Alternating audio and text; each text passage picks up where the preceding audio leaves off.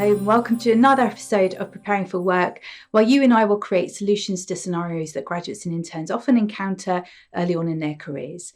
My name's Carla and I'll be leading you through this episode, given my number of years of experience working with graduates and interns. Today we'll be talking about managing upwards. So what is managing upward? And I appreciate you're going to say to me, Carla, too much management speak already. And yes, it is corporate speak. Unfortunately, you're going to have to just get used to a new world of language. So managing upwards is really an opportunity for you to help your manager help you. So in the way that they approach you, in the way that they manage you, in the way that you work together, it's really you taking a bit more proactivity and just kind of taking kind of ownership for the relationship. I'd like to give you a scenario. So it's day 2 in the afternoon and it's the first time you're going to sit down properly and speak to your manager. I'd like you to pause this video just for a minute and just think of all the different questions that you might want to ask. What would you want to know from your first meeting?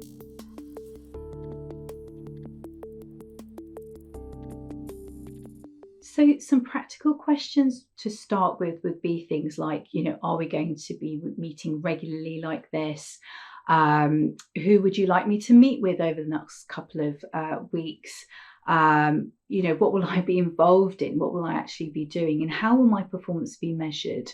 How will I know that I'm doing a good job? Also things like, if something goes wrong, who do I contact? If I'm sick, who do I contact? And some more sort of long-term relationship, how you want to start as you mean to go on with your manager. So some really sort of consultative, proactive questions like, how do you like to communicate? Would it be through email? Would it be, are you okay for me to come and ask you questions directly? How would I update my work with you? Would it be through a team spreadsheet, or would you like me to update you in my one-to-ones with you? Is there email best? Have you had a graduate before? If so, what's worked really well? What hasn't worked so well? Just so you kind of get a bit of measure of kind of where you should be pitching your time. And I've mentioned the consultative approach before, so I thought I'd go into that a little bit. It's also important to note that your work could come from a variety of sources, not just your line manager. I think initially it probably will come from your manager, but over time, as you develop more contacts and your work kind of expands, it's likely to come from other sources. Regardless, it's really important that you know when you get a piece of work, that you'll naturally want to know, what the deadline is, of course, but I want you to think about the next level. So what else could you be asking for? One of the things that I would often be seeing in graduates is having to repeat their work from scratch, or getting to the end and realizing that they've missed a really big piece of the puzzle that they could have avoided had they asked the right questions up front. So these are sorts of questions I'm thinking of. I'm thinking about, what's the context? What's the purpose of this piece of work? Does it fit into a larger piece of work? Does anybody else need to feed into this piece of work?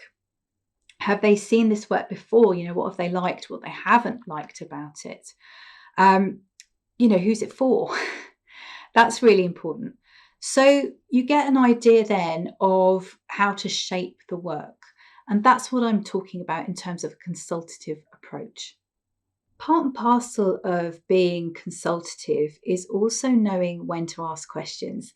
And I know it's really hard because you think, I have a skill set and I should know this. And I've been given a piece of work or a task to do, and I sort of should know how to do this already. But there's no harm in asking questions. And actually, as graduates, you're probably allowed a certain, bandwidth to be able to ask questions. So certainly, I would seek clarity if you're not sure about something. And that allows you then to sort of, avoid the coming back and forth nature of things. Sometimes that can happen early on. And as you do things, you learn anyway as you go. And I think also one really handy thing, just a bit of a tip here, just from my own experience as well, is that when you do a piece of work, particularly a lengthy piece of work or something you've never done before, you want to be able to check in occasionally. So just maybe, partway through, just check in with your stakeholders and check that that's the way that they were thinking, that you would be doing things too, so that you're all on the same page. And that way, if there are any edits to be made or changes to your approach, then you can make them. Before you go, if you found this video useful, please do like it. And also, if you'd like to remain in touch and know about any of the latest videos that are coming up, then please do ding that bell. Thank you.